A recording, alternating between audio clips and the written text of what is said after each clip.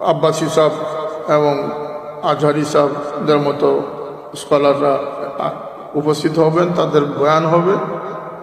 আজকে আমাদের এইভাবে জাগ্রত হতে হবে, ঐক্যবদ্ধ হতে হবে। আমাদের সামনে ইসলামের উপরে যে বিপদ সময় এসেছে, সেই বিপদ সময় থেকে ইসলামকে উদ্ধার করা কি আমাদের জন্য ফরজ, আমাদের জন্য দায়িত্ব আছে না নাই? আমি বললে তো যাই কি কেউ বলবে যে তা কোনো দলের বিরুদ্ধে বলতেছি। আমি দল টল কিচ্ছু বুঝতেছি না, ব্যক্তিও বুঝতেছি না। আমি দূরবীন দিয়ে দূরবর্তী ভবিষ্যৎ, নিকটবর্তী ভবিষ্যৎ, দূরবর্তী ভবিষ্যৎ দেখতেছি।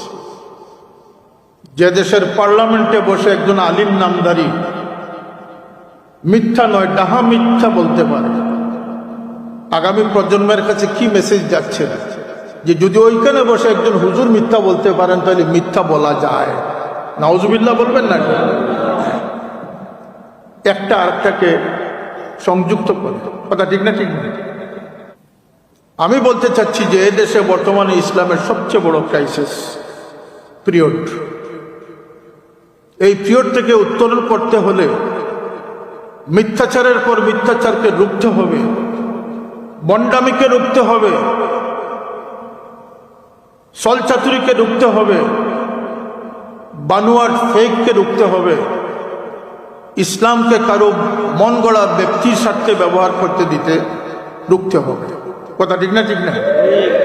এর জন্য এই সেমিনার, এই গুরুত্ব বিবেচনায় আমাদের অংশগ্রহণ খুবই প্রয়োজন। আমার দুর্ভাগ্য যে আমি আমার বিশেষ একটা প্রয়োজনে আমাকে চলে যেতে হচ্ছে।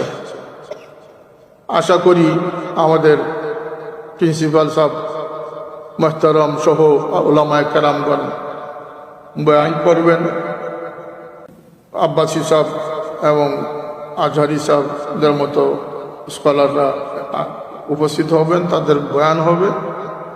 আজকে আমাদের এইভাবে জাগ্রত হতে হবে, ঐক্যবদ্ধ হতে হবে। আমাদের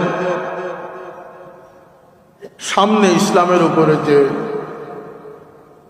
বিপদ সময় এসেছে, সেই বিপদ সময় থেকে ইসলামকে উদ্ধার করা কি আমাদের জন্য ফরজ, আমাদের জন্য দায়িত্ব আছে না নাই? আমি বললে তো যাই কি কেউ বলবে যে তা কোনো দলের বিরুদ্ধে বলতেছি। আমি দল টল কিচ্ছু বুঝতেছি না, ব্যক্তিও বুঝতেছি না।